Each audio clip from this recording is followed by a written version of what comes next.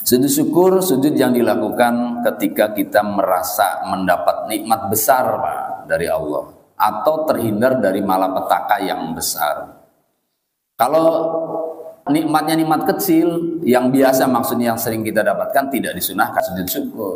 Yang disunahkan sujud syukur itu bila terasa nikmatnya mengagetkan, dapat uang kaget, dapat gusuran, ganti untung ya. Hah? Nah gitu, dapat istri cantik gitu. Iya, lahir anak selamat ya, itu sujud syukur. Atau terhindar dari malapetaka, harusnya jatuh nggak jatuh, alhamdulillah gitu. Harusnya ketabrak selamat, harusnya mati tidak, kan bisa jadi kita naik mobil sama-sama tapi kita sendiri yang selamat, kan gitu ya. Atau kita punya toko, punya kios, yang lain kebakaran, kita enggak, itu namanya kita terhindar dari malapetaka. Itu disunahkan sujud syukur. Sujudnya 1 kali juga. Cuman karena sujud ini sujud di luar sholat, maka perhatikan syarat-syarat tadi. Yang pertama suci dari hadas, yang kedua menghadap kiblat, yang ketiganya menutup aurat. Dan rukunnya juga ada, rukunnya 1 takbir, Pak. Yang kedua adalah sujud, yang ketiganya salam. Diperhatikan itu, ada salamnya. Saya perhatikan ada orang habis sholat selesai sujud. Ya habis zikir nih, mau berangkat mau pulang sujud. Tapi kok nggak ada salamnya, sujud apaan? Nanya-nanya aja. Kalau mau disebut sujud syukur, harus ada takbirnya, harus ada sujudnya, harus ada salamnya. Itu Pak. Ya. Nggak perlu. Takbir tuh bukan mengangkat tangan. Takbir tuh membaca Allahu Akbar. Jadi bedakan antara mengangkat tangan dan takbir Pak. Kalau takbir membaca Allahu Akbar, kalau mengangkat tangan ya begini. Nah itu 2 hal yang berbeda dalam istilah sholat ya. Jangan takbiratul ihram itu apa? Takbiratul ihram itu begini. Nah itu salah. Takbiratul ihramnya membaca Allahu Akbar, takbir yang membaca Allahu Akbar. Mengangkat tangan adalah sesuatu yang berbeda dalam pembahasan. Jadi takbir aja Pak. Yaitu ketika menuju sujud. Iya, ada Allahu Akbarnya. Allahu Akbar langsung sujud nggak apa-apa, atau Allahu Akbar ya nggak usah sedekap, langsung saja sujud. Ya. Paham Pak ya? Bacaannya apa? Subhanallah a'la boleh.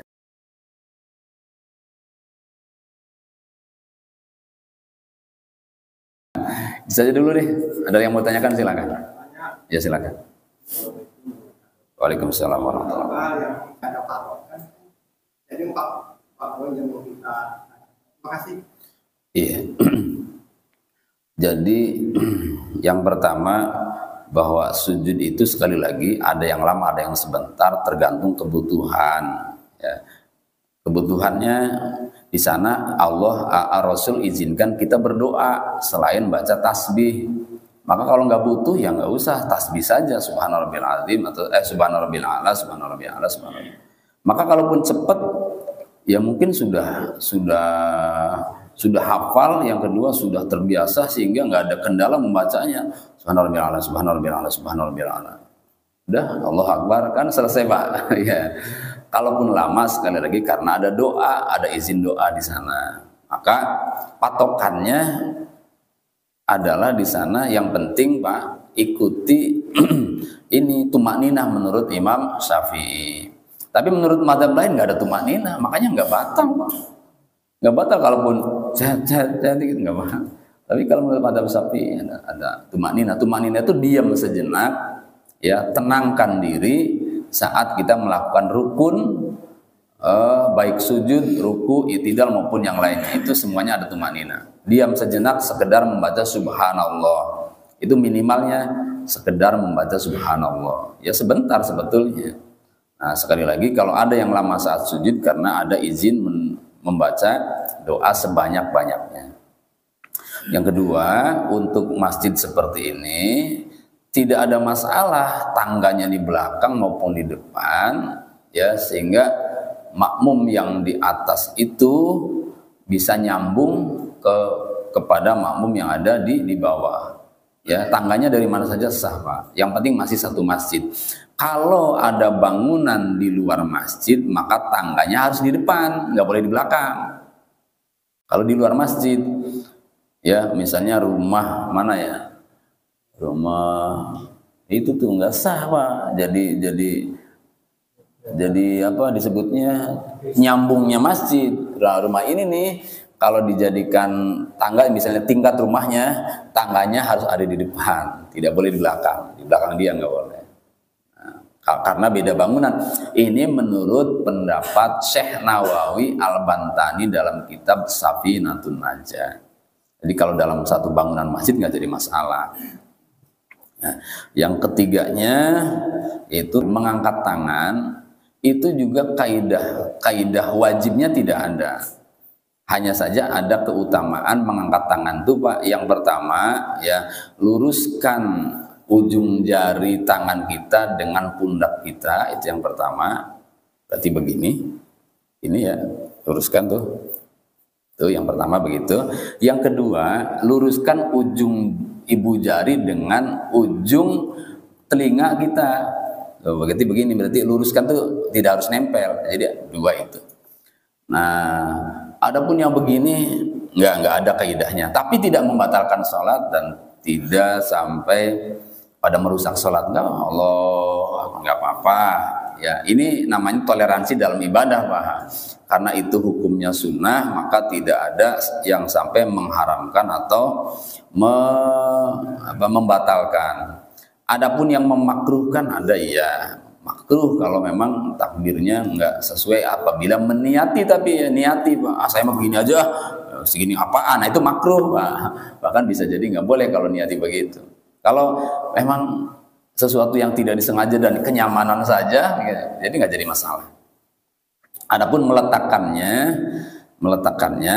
itu alamiah saja. Yang Nabi contohkan alamiah itu bila diletakkan nempel ke dada tangan kiri, ya berarti jatuhnya tangan kiri dulu. Alamiah namanya. Allahu Akbar tuh alamiah. Ya. Adapun hadis yang mengatakan dahulukan yang kanan, Pak, itu hadis umum. Pakai sandal kanan dulu, pakai baju kanan dulu, gitu kan? Apalagi sikat gigi sebelah kanan dulu, mandi nyabunin yang kanan dulu, itu umum. Ya, bersihin rumah yang sebelah kanan dulu, apa saja, karena Nabi suka melakukan yang kanan dulu. Untuk menjatuhkan tangan ketika mau diletakkan di bawah dada itu tidak perlu menjatuhkannya tangan kanan dulu, walaupun ya nggak jadi masalah. Kan begini, Pak, jatuhkan tangan kanan dulu, Allah. Nah, tetap yang di bawah yang dinempel ke dada adalah tangan kiri, sehingga terkesan muter-muter, Pak. Padahal maksudnya begini, jatuhkan yang kanan dulu, tetap meletakkannya yang kiri dulu. Tapi itu ribet dan memang nggak sampai ke situ, pemahaman hadisnya tidak sampai ke situ. Tapi kalaupun begitu juga nggak sampai batal sholatnya, ya nggak sampai batal. Ya. Masalah azan. Banyak kan orang azan itu otodidak. Oh iya. Ini yang benar yang Iya. Azan itu memang Nabi tidak mendapatkannya dari lisan beliau langsung, Pak. Maksudnya Nabi mengajarkannya tidak langsung dari lisan beliau. Nabi mengajarkannya dari lisan orang-orang yang bermimpi dari adzan itu. Di antaranya adalah sahabat Umar. Satu lagi saya lupa, Pak. Ada dua orang sahabat. Bukan, sahabat Zaid ya, sahabat Zaid. Sahabat Zaid dan sahabat Umar mimpi dapat ilham. Kalau Nabi kan wahyu ya. Kalau orang biasa dapat ilham. Dapat ilham, diajari adzan di sananya. Nah, lalu disampaikan kepada Nabi, ini dari Allah, kata Nabi. Kamu yang menyampaikan Bilal. Nah, Bilal kemudian yang menyampaikan, Pak. Yang mimpi Umar dan Zaid Yang menyampaikan atau yang mengumandangkan adalah sahabat Bilal. Yang menyetujui adalah Nabi. Nah, ini yang disebut dengan hadis ini Pak, apa namanya, sukuti atau hadis bukan qauli, bukan fi'li. Nah, jadi kalimatnya sudah ada dari nabinya, Nabi menyetujuinya. Adapun lagamnya itu enggak jadi ketentuan. Lagam Cina silahkan, lagam Jawa silahkan, langgam Sunda ya boleh, gado-gado juga apa. Tapi yang terbaik Pak, jangan mengikuti gaya orang fasik. Masa langgam azan pakai jaipong, baca Quran langgam dangdut, ini nggak pantas gitu, nggak pantas. Cuman tidak sampai batal, hanya nggak pantas kalau mengikuti kebiasaan orang-orang fasik. Ya disebut otodidak.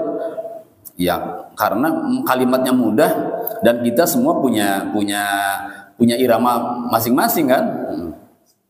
Jadi kalau mau yang benar, baca dulu kalimatnya, jangan asal dengar, baca. Sebab ada orang baca hayya alas sholah, hayya alal sholah, bacanya hayya alal falah pakai ha. Jadi pakai ha, hayya alal falah, hayya alas sholah, pakai ha kalau hayya alas sholah. Akhirnya itu kalimat yang benar. Yang sering terjadi salah tuh asyhadu alla ilaha illallah, itu salah. La-nya kurang panjang. Asyhadu alla, nah panjang Pak. Jangan asyhadu alla ilaha illallah. Banyak yang salah di situ. Ada lagi yang salahnya di anaknya. Asyhadu anna Muhammadar Rasulullah. Salah, anaknya pendek. Nah, itu dilihat lagi kalau itu ya. Paham Pak ya? Pahalanya besar Pak adzan tuh Pak. Jangan dikira enggak. Makanya berebut. Alhamdulillah, saya kalau nggak ada yang mau adzan, saya adzan nggak apa-apa. Di musola, kayak di masjid, nggak ada yang adzan nih, saya adzan lah. Gitu. Cuman sungkannya, saya suruh jadi imam itu doang. Udah adzan jadi imam. Jadi bukan nggak mau adzan aslinya Pak. Iya, nggak mau adzan aslinya. Pengen adzan tapi resikonya, jadi takutnya orang menyangka serakah gitu. Silakan Pak. Ya. Masalah makmum ikuti. Ya, iya betul. Terutama makmum masbuk ya. Ya, sebagai orang yang wajib mengikuti, kan makmum itu kan wajib mengikuti. Itu bahkan wajib ya. Dalam sujud tilawah wajib. Nah, sujud sahwi itu apabila imam tidak sujud sahwi, maka makmum boleh sujud sahwi. Pak, makmum yang sama-sama dari awal. Apabila imam sujud sahwi, makmum wajib ikut sujud sahwi. Gitu. Diulang ya. Apabila imam sujud sahwi, maka makmum wajib ikut sujud sahwi. Apabila imam tidak sujud sahwi, maka makmum boleh sujud sahwi. Ini makmum yang ini dulu, yang sama-sama ikut dari awal. Yang kedua, apabila imam sujud tilawah, maka makmum wajib ikut sujud tilawah. Apabila imam tidak sujud tilawah, makmum tidak boleh sujud tilawah. Nah, dalam sujud tilawah berbeda dengan sujud sahwi. Beda kan?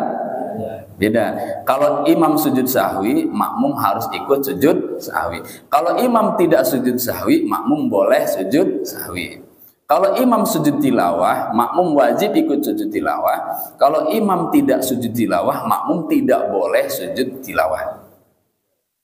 Adapun makmum masbuk, Pak, makmum masbuk yang tadi, yang ketinggalan atau yang tidak waktunya sujud sahwi, ikut sujud sahwi bersama imam.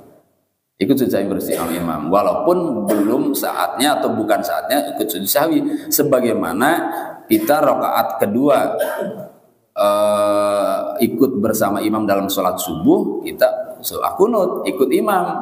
Ketika imam tahiyat, kita ikut tahiyat. Jangan tidak ikut. Begitu Pak ya.